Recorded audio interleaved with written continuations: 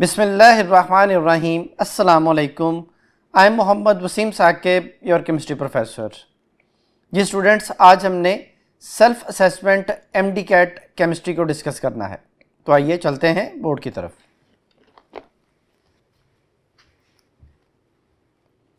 जी students, पहला question है question number 36। Which one of the following alcohol gives positive iodoform test. कौन सी alcohol है जो कि पॉजिटिव आयोडोफॉर्म टेस्ट देगी?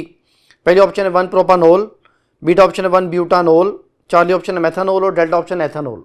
बड़े देखें, बच्चों की आसानी के लिए हम ये कहते हैं कि अगर हमारे पास प्राइमरी अल्कोहल्स हैं तो प्राइमरी अल्कोहल में अल्फा कार्बन के साथ ये बीटा पोजीशन पे, बीटा जगह पे CH3 होना चाहिए। ये किसी भी प्राइमरी और सेकेंडरी अल्कोहल के लिए यही कंडीशन है। टर्शरी अल्कोहल आयोडोफॉर्म टेस्ट नहीं देते। तो फिर ये देखिए 1 प्रोपानोल में अल्फा के साथ बीटा पे CH2 है, CH3 नहीं है। ये 1 ब्यूटानोल में अल्फा के साथ बीटा पोजीशन पे CH2 है, CH3 नहीं है। यहाँ पे अल्फा कार्बन है, बीटा है ही नहीं। और यहाँ पे एथानोल में अल्फा के साथ CH3 मौजूद है, तो ये आयोडोफॉर्म बनाएगा।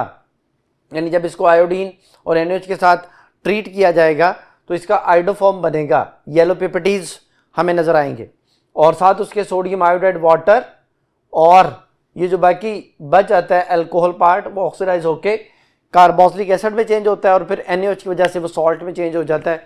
तो सोडियम फॉर्मेट हमारे पास जो है ना वो बन जाएगा। तो पिपेटी सिर्फ CHI3 जो कि हमारे पास ट्राई आइडोमीथेन या आइडोफॉर्म है उसके बनेंगे, बाकियों के नहीं बनेंगे। यानी एथानोल जो है वो यहाँ पे अल्कोहल है जो आइडोफॉर्म टेस्ट दे रही है, बाकी नहीं देंगे। 36 का फिर डेल्टा आंसर। नेक्स्ट क्वेश्चन है question number 37। When 1 bromopropane is treated in succession with 2 reagents X and Y, it produces propanoic acid. What are the reagent X and Y? कहते हैं अगर 1 ब्रोमोप्रोपेन को 2 रिएजेंट से मिलाया जाए इन अ सीक्वेंस और आगे प्रोपानोइक एसिड बन जाए तो वो रिएजेंट्स क्या होंगे?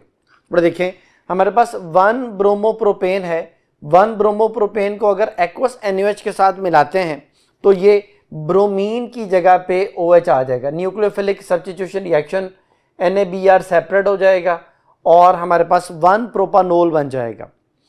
क्योंकि कार्बन हमने इंक्रीज नहीं करने, अगर कार्बन इंक्रीज करने होते तो हम उसको NaCN या KCN से मिलाते ताकि यहाँ पे साइनाइड आता और कार्बन एक इंक्रीज हो जाता। यहाँ पे हमने कार्बन सेम रखते हैं क्योंकि जो हमारे पास प्रोपाइल ब्रोमाइड है उसमें भी 3 कार्बन और जो एंड प्रोडक्ट है प्रोपानोइक एसिड उसमें भी 3 कार्बन।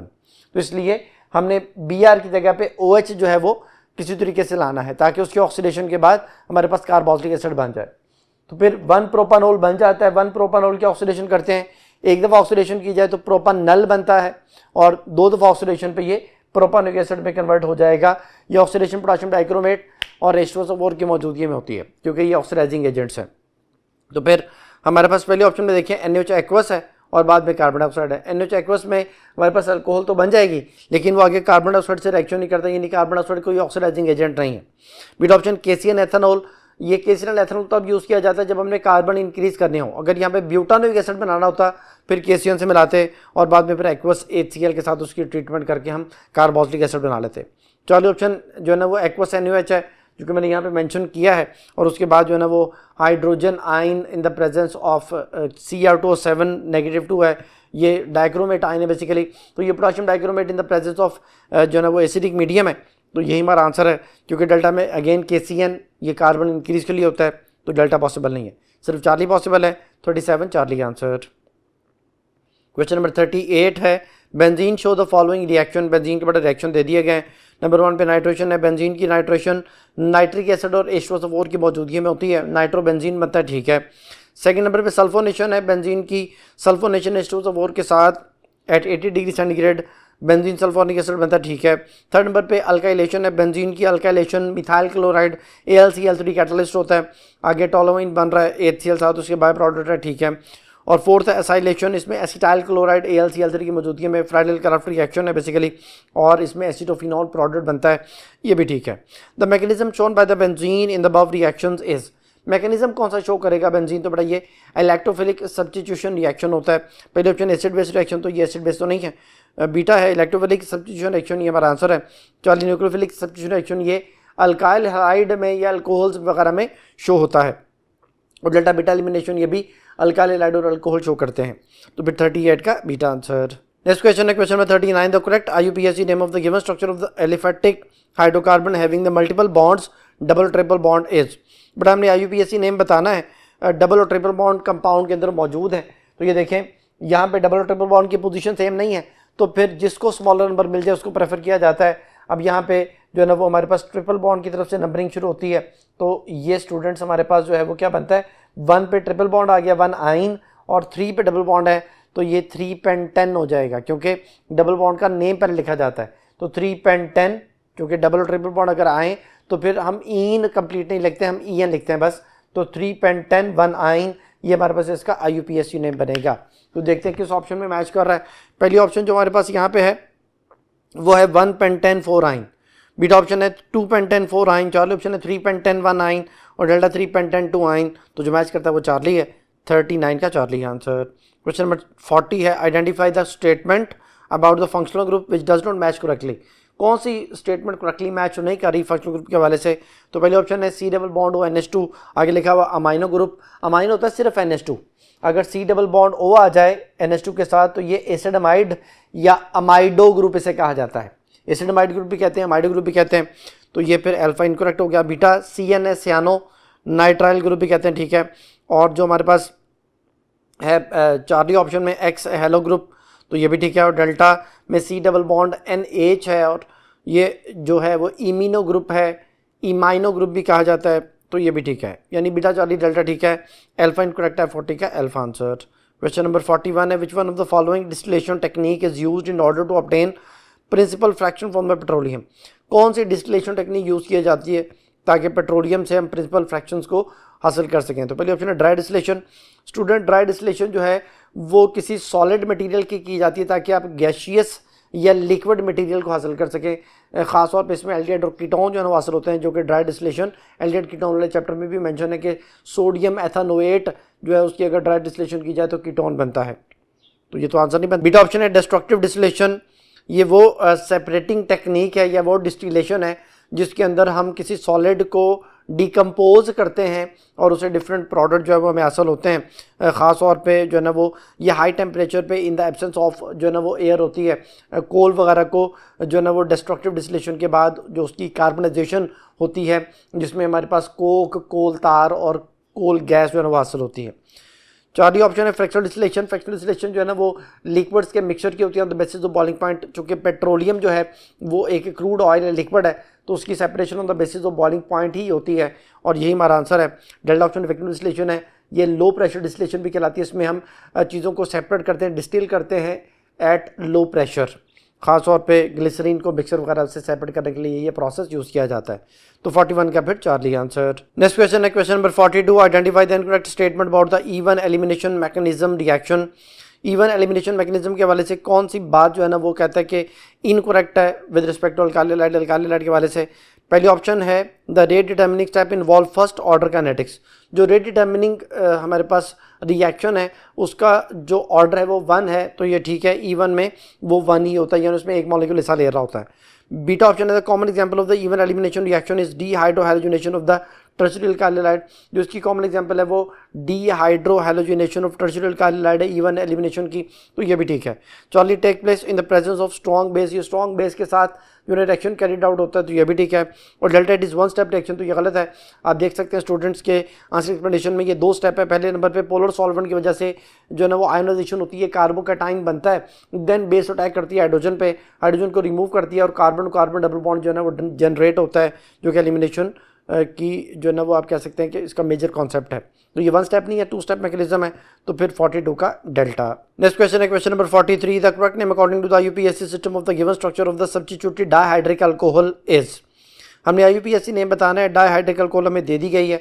देखिए स्टूडेंट्स, हमारे पास कंपाउंड जो है ना वो ये है जिसमें 2 OH है और 1 क्लोरीन है। अब ज़ाहिर है OH की प्रेफरेंस जो है ना वो क्लोरीन से ज़्यादा होती है, तो नंबरिंग हम इस एंड से करेंगे। जब नंबरिंग इस एंड से करेंगे तो ये 4 पे देखिए क्लोरो आ रहा है और 2, 3 पे जो है ना वो OH है, तो 4 क्लोरो और पेंटेन, क्योंकि 5 कार्बन है लॉन्गेस्ट चेन में और 2 OH की वजह से ये डाइओल हो जाएगा, तो पेंटेन 2, 3 डाइओल। तो 4 क्लोरो पेंटेन 2, 3 डाइओल भी कह सकते हैं और 4 क्लोरो 2,3 पेंटेन डायोल भी कह सकते हैं, दोनों जो है ना वो इसके नेम सही होंगे। तो पहली ऑप्शन स्टूडेंट्स हमारे पास है 4 क्लोरोपेंटेन 3,3 डायोल, बीटा ऑप्शन है 2 क्लोरोपेंटेन 3,4 डायोल, चार्ली ऑप्शन है 2 क्लोरोपेंटेन 2,3 डायोल और डेल्टा ऑप्शन है 4 क्लोरोपेंटेन 2,3 डायोल। तो जो मैच करती है वो डेल्टा है, 43 का फिर डेल्टा आंसर। नेक्स्ट क्वेश्चन है question number 44, alkenes are more reactive than alkane, alkene ज़्यादा रिएक्टिव होती है अल्केन से, ठीक है। Consider the following statement in this respect, हमने डिफरेंट स्टेटमेंट जो में दी गई हैं कहते हैं उनको कंसिडर करें। नंबर 1 पे it is due to the presence of pi bond in the alkene, alkene में चूंकि पाई बॉन्ड होता है इसलिए वो ज़्यादा रिएक्टिव होते हैं, ठीक है। Second, this pi bond break much more easily by the attack of the nucleophilic reagent, तो ये गलत है। जो पाई बॉन्ड है वो ब्रेक होता है लेकिन वो इलेक्ट्रोफिलिक रिएजेंट की वजह से ब्रेक होता है, न्यूक्लियोफिलिक रिएजेंट की वजह से पाई बॉन्ड ब्रेक नहीं होता, तो सेकंड बात इनकरेक्ट हो गई। थर्ड है the pi electrons of the carbon carbon double bond are located much farther from the carbon nuclei, carbon nuclei से जो पाई इलेक्ट्रॉन्स है वो दूर होते हैं, काफ़ी दूर जाके जो ना ये जो कि पैरेलल ओवरलैपिंग की वजह से बन रहे होते हैं, इसलिए ये कार्बन कार्बन के न्यूक्लियस को जो लाइन मिला रही होती है उसके करीब नहीं होते बल्कि उसके अबव और बिलो होते हैं, इसलिए हम उसको कहते हैं कि much farther from the nuclei, तो ये थर्ड बात भी ठीक है। और फोर्थ है the pi electrons are less firmly bound to the carbon nuclei, जो पाई इलेक्ट्रॉन्स है वो लेस फर्मली अटैच्ड होते हैं, लेस फर्मली बाउंड होते हैं, इसलिए आसानी से ब्रेक भी हो जाते हैं, तो फोर्थ भी ठीक है। Which of the above given statement is are incorrect, कौन सी इनकरेक्ट है, तो सेकंड वाली इनकरेक्ट है, बाकी सारी करेक्ट है। तो वाली ऑप्शन है 1 only, beta 2 only, charlie 3 and 4 only, delta 1 2 3 4, 44 का फिर बीटा आंसर। नेक्स्ट क्वेश्चन है question number 45, phenols are more acidic than alcohols, which statement is correct in this regard, कहते हैं फिनोल ज़्यादा एसिडिक होते हैं अल्कोहल से, इसकी रीज़न क्या है।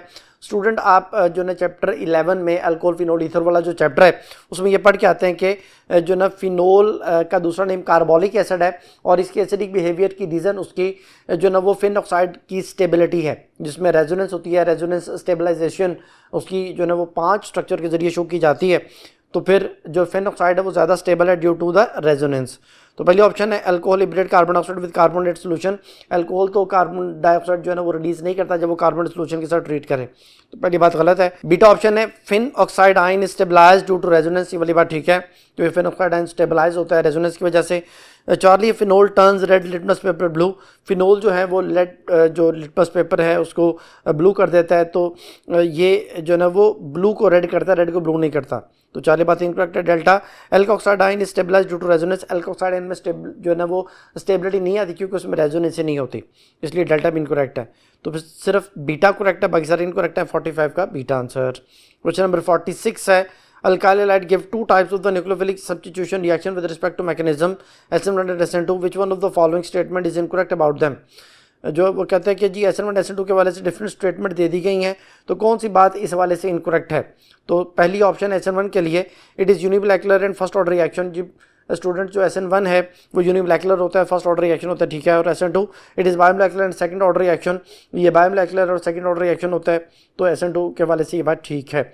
और SN1 में बीटा ऑप्शन है it involves 50% inversion and 50% retention in the configuration of the product, इसमें 50% इन्वर्जन होती है, 50% रिटेंशन होती है, और SN2 में it involve 100% inversion in the configuration of the product, ये भी ठीक है, क्योंकि उसमें SN1 में 2 प्रोडक्ट बनते हैं जो 50-50 होती हैं, 50% इन्वर्टेड 50% रिटेन्ड रहने वाले, और SN2 में 100% इन्वर्जन शो कर रहे होते हैं जो स्ट्रक्चर्स होते हैं।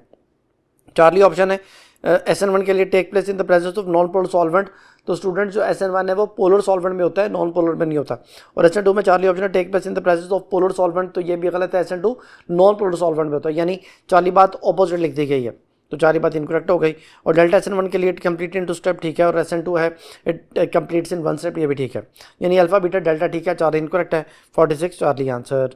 क्वेश्चन नंबर 47 है, the addition of the unsymmetrical reagent to an unsymmetrical alkene is in accordance to the Markovnikov rule, जी स्टूडेंट जो हमारे पास अनसिमेट्रिकल रिएजेंट है जब वो अनसिमेट्रिकल अल्कीन में ऐड होता है तो ये मार्कोनिकव रूल को फॉलो करता है, ठीक है। The Markovnikov rule is applicable only for, जो स्टूडेंट जो मार्कोनिकव रूल है वो अनसिमेट्रिकल रिएजेंट या अल्कीन्स वगैरह पे अप्लाई होता है, तो फिर हमारे पास वो कहता है कि किस अल्कीन पे मार्कोनिकव रूल अप्लाई होगा। पहली ऑप्शन है 2 ब्यूटीन, 2 ब्यूटीन में देखें डबल बॉन्ड जिन 2 कार्बन उनके पास इक्वल हाइड्रोजन है, फिर हमारे पास जो बीटा ऑप्शन है वो 2 ब्रोमो 3 क्लोरो 2 ब्यूटीन है, इसमें भी जिन 2 कार्बन में डबल बॉन्ड के पास हाइड्रोजन नहीं है, यानी इक्वल हाइड्रोजन हैं, 0 हाइड्रोजन यानी कि, और जो चार्ली ऑप्शन है वो 2,3 डायमिथाइल ब्यूटीन है, यानी यहाँ पे दोनों ब्रोमीन और क्लोरीन को हटा के मैं 2 मिथाइल लगा दूं तो ये कार्बन कार्बन डबल बॉन्ड के पास हाइड्रोजन नहीं होंगे, वो भी जो है ना सिमेट्रिकल अल्कीन ही बनता है। लेकिन ये जो लास्ट ऑप्शन है डेल्टा ऑप्शन, जो कि CH3CCH3 है, ये 2 मिथाइल 2 ब्यूटीन है, इसमें जिन 2 कार्बन के दरमियान डबल बॉन्ड है उनके पास इक्वल हाइड्रोजन नहीं है, इसमें फिर मार्कोनिक रूल जो है ना वो अप्लाई होगा, जो कि ये कहता है कि negative part goes to that carbon which has less number of hydrogen. यहाँ पे ब्रोमीन आ जाएगा और यहाँ पे जो है ना वो हाइड्रोजन आ जाएगा, तो ये जो है ना वो अनसिमेट्रिकल अल्कीन है और यही मार्कोनिक रूल को फॉलो करेगी। तो फिर 47 का डेल्टा आंसर। नेक्स्ट क्वेश्चन है question number 48, which of the following species are 2,4 यानी ortho para directing groups when second group is introduced into the benzene ring. कहते जी कौन से ग्रुप जो है वो 2,4 यानी ऑर्थोपैरा डायरेक्टर्स हैं, जब सेकंड ग्रुप आता है तो हमारे पास नंबर 1 पे है CHO, एल्डिहाइड स्टूडेंट जो है ना ये मेटा डायरेक्टर होता है। नंबर 2 पे OCH3, ये जो है ना वो ऑर्थोपैरा डायरेक्टर है। और जो थर्ड पे है वो NH2 है, ये भी ऑर्थोपैरा डायरेक्टर है। और फोर्थ पे COR है, ये कीटोनिक ग्रुप है, ये जो है ना वो मेटा डायरेक्टर होता है। तो इसके लिए देखें आंसर एक्सप्लेनेशन में हमारे पास जो है ना वो 2 टेबल बने हुए हैं। जो 2,4 डायरेक्टिंग ग्रुप है जो कि ऑर्थोपैरा है, ये इलेक्ट्रॉन डोनेटिंग ग्रुप होते हैं, रिंग एक्टिवेटर होते हैं और इसमें बेंजीन के ऊपर इलेक्ट्रॉन डेंसिटी इंक्रीज होती है। और जो हमारे पास 3,5 डायरेक्टिंग ग्रुप है जो कि मेटा डायरेक्टर होते हैं, तो ये इलेक्ट्रॉन विड्राइंग ग्रुप होते हैं, बेंजीन को डीएक्टिवेट करते हैं, रिएक्टिविटी को डिक्रीज करते हैं और जो ना वो बेंजीन के ऊपर इलेक्ट्रॉन डेंसिटी डिक्रीज हो जाती है। तो फिर इनमें जो हमारे पास 2,4 डायरेक्टिंग ग्रुप है इनमें मोस्टली लॉन पेयर होते हैं सिवाय अल्काइल ग्रुप के, बाकी सबके पास लॉन पेयर मौजूद होता है। जैसे हमारे पास जो है ना वो NH2 है, OH है, OR है और इसके अलावा N के साथ 2 R आ जाएँ या N के साथ 2 मिथाइल आ जाएँ, क्लोरो ब्रोमो आइडो वगैरह इसमें आ जाएंगे और अल्काइल ग्रुप आ जाएंगे। और जो 3,5 डायरेक्टिंग ग्रुप है इसमें हमारे पास जो है वो मल्टीपल बॉन्ड्स होते हैं, जैसे carbon to nitrogen CN group है, C डबल बॉन्ड O के साथ H यानी एल्डिहाइड है, कीटोन ग्रुप है, कार्बोक्सिल है और इसके अलावा जो है ना वो हमारे पास जो है ना वो NR3 पॉजिटिव आ जाता है। तो फिर ये उसने पूछा था कि कौन से ऑर्थोपैरा डायरेक्टर हैं, तो हमारे पास सेकंड और थर्ड वाले जो है ना वो ऑर्थोपैरा डायरेक्टर हैं। तो पहले ऑप्शन है 2, 3, 4, बीटा ऑप्शन है 2 and 3, Charlie 1 and 4, delta 1 to 4, तो 48 का फिर बीटा आंसर। क्वेश्चन नंबर 49 है, consider the following reaction of the ozonolysis of propene. Propene की ओजोनोलाइसिस का रिएक्शन हमें दे दिया गया है, कहते हैं mark the product which may be formed as a result of above reaction. ये स्टूडेंट्स हमारे पास ये एक अल्कीन है, पहले ओजोनोलाइसिस और बाद में जो हमारे पास उसका एक प्रोडक्ट बनता है जो कि ओजोनाइड होता है, वो वाटर के साथ रिएक्शन करके एल्डिहाइड या कार्बोनिल कंपाउंड्स में चेंज होता है। तो हम बच्चों को याद करवाने के लिए इसको इस तरह समझाते हैं कि सबसे पहले आप carbon to carbon double bond को ड्रॉ कर लें ऐसे। ये वो दोनों कार्बन आ गए जिनके दरमियान डबल बॉन्ड जो है वो मौजूद है और इस कार्बन के साथ 2 हाइड्रोजन है, ये लिख दी हमने। इस कार्बन के साथ एक हाइड्रोजन एक CH3 है, ये हाइड्रोजन आ गया और ये CH3 आ गया। अब ozonolysis basically carbon carbon double bond को ब्रेक करके कार्बोनिल ग्रुप में कन्वर्ट करती है। तो मैं बच्चों को कहता हूँ कि यहाँ पे आप इसको ब्रेक डाउन करें डबल बॉन्ड को, और ब्रेक डाउन करके आप ये 2 ग्रुप जो हैं वो ये दोनों सेपरेट हो गए, इसके साथ एक ऑक्सीजन लगाएं, इसके साथ एक ऑक्सीजन लगाएं, दरम्यान में प्लस लिख दें। तो ये स्टूडेंट्स हमारे पास जो है वो एथानल और मेथानल जो है ना वो फाइनल प्रोडक्ट बनेंगे। तो फिर हम देखते हैं कौन सी ऑप्शन में मैच करते हैं। पहले ऑप्शन में एथानल और एथानल है, बीटा ऑप्शन में प्रोपानल और मेथानल है, चार्ली एथानल और मेथानल है और डेल्टा जो है ना वो प्रोपानोन और मेथानल है। तो जो मैच करता है वो चार्ली है, 49 का चार्ली आंसर। नेक्स्ट क्वेश्चन है question number 50, mark the incorrect statement about the cis trans isomer. Cis trans isomers के वाले से इनकरेक्ट स्टेटमेंट बतानी है। तो स्टूडेंट सिस ट्रांस के वाले से कुछ बातें मैंने यहाँ पे लिखी हैं। सिस वालों का डायपोल मूवमेंट 0 नहीं होता, इनका 0 होता है। जिसका डायपोल मूवमेंट 0 नहीं है वो पोलर है, ये नॉन पोलर है। जो पोलर है वो ज़्यादा रिएक्टिव है, उसका बॉइलिंग पॉइंट ज़्यादा होता है। ये नॉन पोलर है, लेस रिएक्टिव है, लेस बॉइलिंग पॉइंट होता है। इनका मेल्टिंग पॉइंट जो है ना वो लेस होता है, इनका मेल्टिंग पॉइंट हाई होता है। ये उनके पैकिंग की वजह से ऐसा होता है। तो फिर हम देखते हैं कौन सी ऑप्शन मैच नहीं करी, कौन सी इनकरेक्ट है। सिस फॉर्म में इट इज़ अनसिमेट्रिकल मॉलिक्यूल। जी स्टूडेंट जो हमारे पास सिस फॉर्म है वो अनसिमेट्रिकल है, इसलिए उसका जो मेल्टिंग पॉइंट है वो कम होता है। पैकिंग अनसिमेट्रिकल होती है। ट्रांस वालों की पैकिंग सिमेट्रिकल है, इसलिए वो सिमेट्रिकल मॉलिक्यूल कहलाता है, इसलिए उसका मेल्टिंग पॉइंट ज़्यादा होता है। और सिस फॉर्म में लिखा हुआ है कंपेरेटिवली लोअर बॉइलिंग पॉइंट, तो ये गलत है, इसका बॉइलिंग पॉइंट ज़्यादा होता है। और ट्रांसफॉर्म में लिखा हुआ है कंपेरेटिवली हायर बॉइलिंग पॉइंट, तो ये भी गलत है, इसका बॉइलिंग पॉइंट कम होता है, यानी ये ऑपोजिट बात लिखी हुई है। चार्ली है सिस फॉर्म के लिए कंपेरेटिवली लोअर मेल्टिंग पॉइंट, ठीक है। और ट्रांसफॉर्म में इसका मेल्टिंग पॉइंट हायर होता है, ठीक है। और सिस फॉर्म में डायपोल मोमेंट 0 नहीं होता और ट्रांसफॉर्म में डायप्रोडक्ट 0 होता है, तो ये भी ठीक है, सिर्फ बीटा इनकरेक्ट है, बाकी सारे सही हैं। 50 का बीटा आंसर। क्वेश्चन नंबर 51 है, which of the following test help us to distinguish between alkenes and alkynes. Alkene alkyne में कौन सा टेस्ट हमें हेल्प करेगा उसमें डिस्टिंग्विश करने के लिए? तो पहले ऑप्शन है क्यूप्रस क्लोराइड अमोनियम हाइड्रोक्साइड की मौजूदगी में। बीटा ऑप्शन है chlorine in the presence of CCl4 test है। चार्ली बेयर्स रिएजेंट टेस्ट और delta bromine in the presence of CCl4 test है। तो स्टूडेंट मैं पहले बीटा चार्ली डेल्टा ऑप्शन को डिस्कस करूंगा। जो बेयर्स रिएजेंट है ये अनसैचुरेशन का टेस्ट है, डबल बॉन्ड हो या ट्रिपल बॉन्ड हो कार्बन टू कार्बन, ये इसका जो KMnO4 का पर्पल कलर होता है वो डिसअपियर हो जाता है, डिस्चार्ज हो जाता है। तो ये अल्कीन अल्काइन दोनों ही ये टेस्ट शो करेंगे। इसी तरह जो bromine in the presence of CCl4 है, इसमें ब्रोमीन का रेडिश ब्राउन कलर जो है वो किसी भी अनसैचुरेटेड कंपाउंड के साथ मिलने पे अपना कलर डिसअपियर कर देता है, यानी वो डिस्चार्ज हो जाता है। तो ये भी जो ना वो टेस्ट दोनों ही शो कर देंगे। क्लोरीन का जो गैस का कलर है ग्रीनिश होता है, पेल ग्रीन कलर होता है, ये भी डिसअपियर हो जाता है विद एनी अनसैचुरेटेड कंपाउंड। लेकिन जो क्यूप्रस क्लोराइड अमोनियम हाइड्रोक्साइड है ये सिर्फ अल्काइन से टेस्ट देते हैं, वो भी वो अल्काइन जिनमें एसिडिक हाइड्रोजन हो। ये उसके साथ रिएक्शन करके हमारे पास क्यूप्रस एसिटालाइड बनाएंगे, प्लस अमोनियम क्लोराइड है, वाटर वगैरह है, तो इसके रेड पिपिटी होती है, बाकियों के कोई कलर सोल्यूशन वगैरह में चेंज नहीं होता या कोई प्रेशर नहीं होता, सिर्फ इसके पिपिटीज़ हैं जो कि अल्काइन के साथ हैं। अल्कीन ये टेस्ट नहीं देते, तो इस तरह से आप उनमें डिफ्रेंशिएट कर सकते हैं अल्कीन और अल्काइन में। तो फिर ये हमारा आंसर हो सकता है 51 अल्फा आंसर। क्वेश्चन नंबर 52 है, which of the following statement does not match correctly about the nucleophilic reagent and electrophilic reagent. Nucleophilic reagent और इलेक्ट्रोफिलिक रिएजेंट के वाले से कौन सी बात कहते हैं इनकरेक्ट है या करेक्टली मैच नहीं कर रही? तो न्यूक्लियोफिलिक रिएजेंट के वाले से पहली ऑप्शन है दे आर इलेक्ट्रोनिक स्पीशी। जो स्टूडेंट जो न्यूक्लियोफाइल हैं उनके पास इलेक्ट्रॉन ज़्यादा होते हैं, नेगेटिव चार्ज होता है या लॉन पेयर होता है, इसलिए वो इलेक्ट्रोनिक स्पीशीज होते हैं। जो इलेक्ट्रोफाइल हैं वो इलेक्ट्रॉन डेफिशिएंट होते हैं या उनके ऊपर पॉजिटिव चार्ज होता है, तो there electron deficient species alpha option में जो है वो इलेक्ट्रोफिलिक रिएजेंट में लिखा हुआ है। बीटा ऑप्शन है न्यूक्लियोफिलिक रिएजेंट के वाले से they provide electron pair for the sharing, ठीक है। और जो इलेक्ट्रोफिलिक है रिएजेंट्स होते हैं ये accept electron pair for the जो है वो शेयरिंग, तो बीटा बात भी ठीक होगी दोनों के लिए। चार्ली न्यूक्लियोफिलिक रिएजेंट के वाले से देखिए वो इलेक्ट्रोफिलिक एडिशन रिएक्शन, तो स्टूडेंट जो न्यूक्लियोफिलिक रिएजेंट्स होते हैं वो इलेक्ट्रोफिलिक एडिशन रिएक्शन जो नहीं करते वो तो न्यूक्लियोफिलिक एडिशन या न्यूक्लियोफिलिक सब्स्टिट्यूशन रिएक्शन शो करेंगे। और इलेक्ट्रोफिलिक रिएजेंट में लिखा हुआ है देखिए न्यूक्लियोफिलिक एडिशन रिएक्शन, तो ये भी पॉसिबल नहीं है। जो इलेक्ट्रोफिलिक रिएजेंट्स है वो इलेक्ट्रोफिलिक एडिशन या इलेक्ट्रोफिलिक सब्स्टिट्यूशन रिएक्शन शो करेंगे, तो चार ही बात फिर इनकरेक्ट हो गई। और जो डेल्टा है न्यूक्लियोफिलिक रिएजेंट के लिए they act as Lewis base, ठीक है। और जो इलेक्ट्रोफिलिक रिएजेंट्स होते हैं they act as Lewis acid, ये भी ठीक है, यानी अल्फा बीटा डेल्टा ठीक है, चार इनकरेक्ट है। 52 चार्ली आंसर। क्वेश्चन नंबर 53 है, in which of the given reaction there is at least one product a gas at room temperature and pressure. किस रिएक्शन में एक प्रोडक्ट जो है ना वो एटलीस्ट गैस होगी रूम टेम्परेचर प्रेशर पे? तो देखें सारी ऑप्शन मैंने यहाँ पे मेंशन कर दी हैं। पहली ऑप्शन तो ये है कि आप एथेनोइक एसिड को एथेनॉल से मिलाएं और एस्टेरिफिकेशन करें, तो इसमें जो एस्टर बनता है ये जो हमारे पास अल्कोहल है इसका ए जाता है, इसका ओ जाता है, इथाइल एथेनोएट बनता है, ये लिक्विड है, प्लस वाटर भी लिक्विड है। फिर हमारे पास जो है ना वो ये ऑप्शन जो है वो एथेनॉल है, उसकी ऑक्सीडेशन पोटेशियम डाइक्रोमेट H2SO4 के साथ, तो ये हमारे पास एथेनोइक एसिड बनने का लिक्विड है, वाटर भी लिक्विड है। इसके अलावा एथेनॉल की जो ना वो उसने डिहाइड्रेशन लिखी हुई है, तो एथेनॉल की डिहाइड्रेशन कॉन्सनट्रेटेड H2SO4 एक्सेस जो ना वो हम यूज़ करते हैं एट 180 डिग्री सेंटीग्रेड, तो इसमें अल्कीन बनता है, इथीन बनता है प्लस वाटर। अब इथीन गैस है, वाटर लिक्विड है, तो ये एक प्रोडक्ट गैस आ गया। और लास्ट ऑप्शन में एथेनॉल को HBr के साथ सब्स्टिट्यूशन रिएक्शन जिसमें इथाइल ब्रोमाइड और वाटर बनता है, ये भी लिक्विड है, ये भी लिक्विड है। उसने कहा था क्वेश्चन में कि कौन सा रिएक्शन में एक प्रोडक्ट जो है ना गैस होगा, तो वो हमारे पास डिहाइड्रेशन एथेनॉल में बनता है जो कि चार्ली में मेंशन है, तो 53 का चार्ली आंसर। क्वेश्चन नंबर 54 है, in which of the following reaction of phenol salt is formed. किस केस में कहता है जी सॉल्ट बनेगा?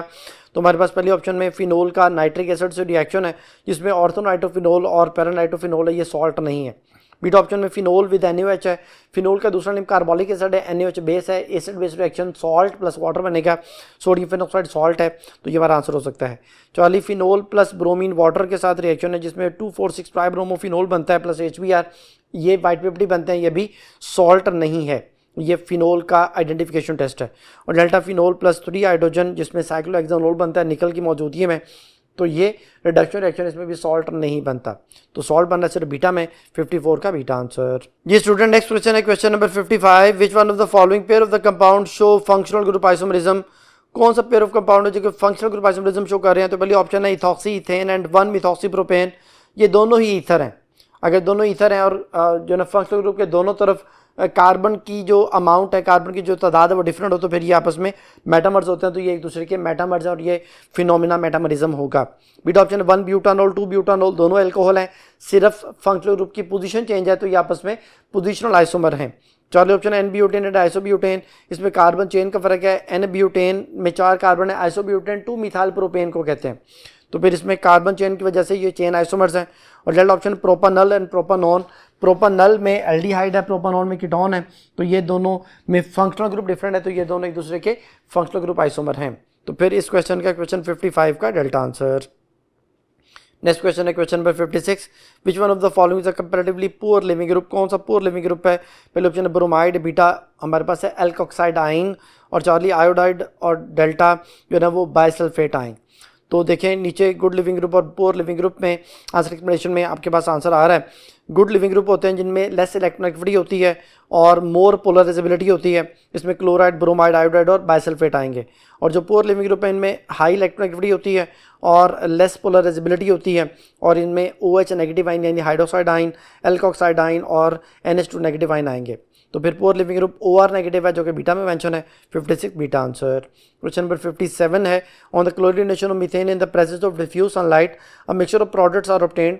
जब कहता है मीथेन की क्लोरीनेशन करते हैं डिफ्यूज सनलाइट में तो हमें प्रोडक्ट्स का मिक्सचर हासिल होता है। Which of the following is the termination step, कौन सा टर्मिनेशन स्टेप है? तो पहले ऑप्शन है क्लोरीन मॉलिक्यूल से क्लोरीन फ्री रेडिकल बन रहा है, ये इनिशिएशन है। बीटा ऑप्शन में methane plus chlorine positive ion है और आगे CH3 पॉजिटिव आइन बना, ये हैलोजिनेशन में कोई भी स्टेप नहीं है। चार्ली में जो है ना 2 रेडिकल मिथाइल रेडिकल और क्लोरीन रेडिकल आपस में मिलकर मिथाइल क्लोराइड बना रहे हैं, ये टर्मिनेशन है क्योंकि इसमें स्टेबल मॉलिक्यूल बन रहा है। और डेल्टा ऑप्शन में हमारे पास क्लोरोफॉर्म का क्लोरीन रेडिकल से रिएक्शन कार्बन रेडिकल बन रहा है प्लस HCl, ये प्रोपागेशन स्टेप है। तो 57 का फिर चार्ली आंसर। क्वेश्चन नंबर 58 है, which of the following prefixes and suffix for the various class of organic compound according to the IUPAC system does not match correctly। कहते हैं prefix और suffix के वाले से कौन सी बात जो है ना करेक्टली मैच नहीं कर रही। एस्टर का जो प्रीफिक्स है वो एल्कोक्सी कार्बोनाइल है, यानी अगर एस्टर पहले आ जाए और जो ना उसके बाद कोई मेजर फंक्शनल ग्रुप आ जाए तो फिर प्रीफिक्स के तौर पे ये एल्कोक्सी कार्बोनाइल, और अगर एंड पे आए तो फिर ये सफिक्स होता है तो O8 होता है, जैसे इथाइल एथानोएट है। पहली बात ठीक है। बीटा ऑप्शन है थायो अल्कोहल्स, इसमें कहता है प्रीफिक्स के तौर पे सल्फो और सफिक्स के तौर पे थोल है, तो ये गलत है। ये प्रीफिक्स हो तो मरकैप्टो होता है और सफिक्स हो तो फिर ये थायोल होता है, तो बीटा बात इनकरेक्ट हो गई। चार्ली कीटोन्स अगर ये प्रीफिक्स हो तो ऑक्सो इन्हें कहा जाता है, और अगर सफिक्स हो तो ये ओन होता है, यानी अगर फर्ज यानी कीटोन कार्बोक्सिल के साथ आ जाए तो ये ऑक्सो कीटोन कहलाएगा, यानी 4 कार्बन उसमें कीटोन भी है कार्बोक्सिल भी है तो वो ऑक्सो ब्यूटानोइक एसिड कहलाएगा। और जो सफिक्स है वो यानी नाम के एंड में आएगा, तो जैसे अभी हमने लिखा था प्रोपानॉन तो ये ऑन नाम के एंड में आता है, तो ये ठीक है। डेल्टा ऑप्शन एल्डिहाइड अगर प्रीफिक्स है तो फॉर्माइल होता है, और अगर सफिक्स हो तो नाम के एंड में AL आता है, जैसे मेथानल एथेनल प्रोपेनॉल होते हैं। तो ये बाकी सारी ऑप्शन ठीक है, बीटा ठीक नहीं है, 58 बीटा आंसर। ये स्टूडेंट्स अब नेक्स्ट क्वेश्चन को सॉल्व करने के लिए हम नेक्स्ट बोर्ड की तरफ चलते हैं। जी स्टूडेंट्स, नेक्स्ट क्वेश्चन है question number 59। The product formed in the reaction of ethyne with dilute H2SO4 and AgSO4 is. Ethyne को अगर हम वाटर से रिएक्शन करवाते हैं AgSO4 H2SO4 की मौजूदगी में तो पहले वाटर ऐड होता है, वाटर ऐड होने पे ये बनता है हमारे पास विनाइल अल्कोहल, इथेनॉल भी कहते हैं। इथेनॉल रीअरेंज होता है, ये टॉटोमेरिज्म शो करता है, ये वाला H यहाँ पे आ जाता है CH3 C double bond OH aldehyde ethanol बन जाता है, तो फाइनल प्रोडक्ट फिर एथेनॉल है। तो हमारे पास पहली ऑप्शन जो है वो है जी ethyl hydrogen sulphate, beta option है हमारे पास methoxymethane, Charlie ethanol, delta ethanol, तो जो मैच करता है वो चार्ली है, 59 चार्ली आंसर। लास्ट क्वेश्चन है question number 60। Which one of the following statement about the ethene and benzene is incorrect. Ethene और बेंजीन के वाले से कौन सी बात इनकरेक्ट है? तो ethene it is more reactive, ठीक है, और benzene it is less reactive, सही है। इथीन में लिखा है it show electrophilic substitution reaction, तो ये गलत है। Ethene electrophilic addition reaction show करते हैं, और बेंजीन में लिखा है it show nucleophilic substitution reaction, तो ये भी गलत है। Benzene electrophilic substitution reaction show करते हैं, तो बीटा बात इनकरेक्ट हो गई। चार्ली इथीन के it has localize pi electron, ethene में पाई बॉन्ड जो है ना वो लोकलाइज होता है, पाई इलेक्ट्रॉन लोकलाइज्ड होते हैं, और बेंजीन में डी लोकलाइज पाई इलेक्ट्रॉन्स होते हैं, तो ये भी ठीक है। और ethene it is less stable, क्योंकि पाई इलेक्ट्रॉन्स जो है ना वो लोकलाइज्ड होते हैं, आसानी से इलेक्ट्रोफिल अटैक कर देता है, और बेंजीन में जो पाई इलेक्ट्रॉन डी लोकलाइज होते हैं, इसलिए इलेक्ट्रोफिल आसानी से अटैक नहीं कर पाता, तो बेंजीन ज़्यादा स्टेबल है। तो डेल्टा भी ठीक है, चार्ली भी ठीक है, अल्फा भी ठीक है, बीटा इनकरेक्ट है, तो फिर 60 का बीटा आंसर। ये था स्टूडेंट्स आज का टेस्ट। उम्मीद है कि आपको ये बातें समझ आ गई होंगी। नेक्स्ट टेस्ट तक के लिए अल्लाह हाफिज़।